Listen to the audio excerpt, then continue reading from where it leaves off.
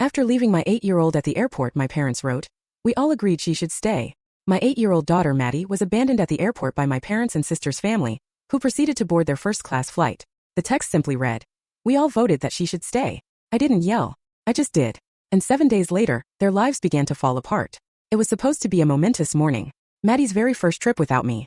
At 8 years old, she was absolutely thrilled, buzzing on orange juice and pure adrenaline. She kept checking her backpack, as if her headphones, coloring book, or beloved stuffed rabbit might vanish. My parents and my sister's family were taking her to Florida Sunshine, theme parks, the whole experience. I couldn't get time off work, so I packed her favorite snacks, kissed her hair, and convinced myself it would all be fine. She'd be surrounded by family. What could possibly go wrong? At 7:50 a.m., my mom texted a photo from the gate. Maddie was grinning, one missing tooth, both thumbs up beneath it. Boarding soon, the caption said. I smiled at my phone, told a coworker she was off on her big adventure, and tried to ignore the tiny pang of envy in my chest. Then 2 hours later, another message buzzed through. We all voted that she should stay. I frowned at it mid-meeting, half listening to someone discussing projections and deadlines. Stay where? It didn't even register as serious. Just another one of my family's weird, cryptic jokes. I set my phone face down and got back to work. I truly wish I had called them right then, but I didn't. By the time I truly understood what that message meant, my daughter was sitting in an airport with a stranger, waiting for a mother who had no idea she'd been left behind.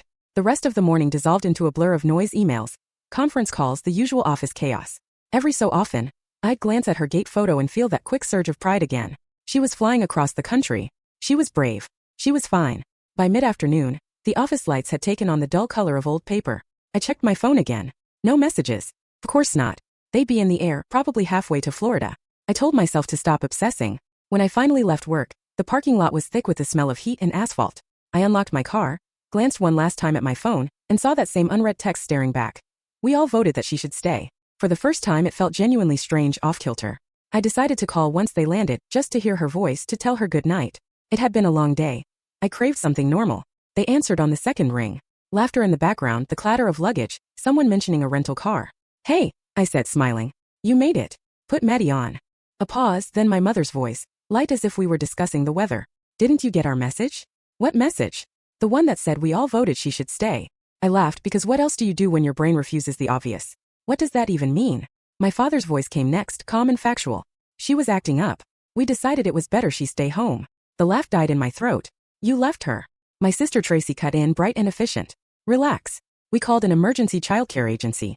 She's fine. Fine. Mom again. It's a good agency. 5 stars on Google. We'll text you the name. Mom, we're catching the shuttle. Talk later. Click.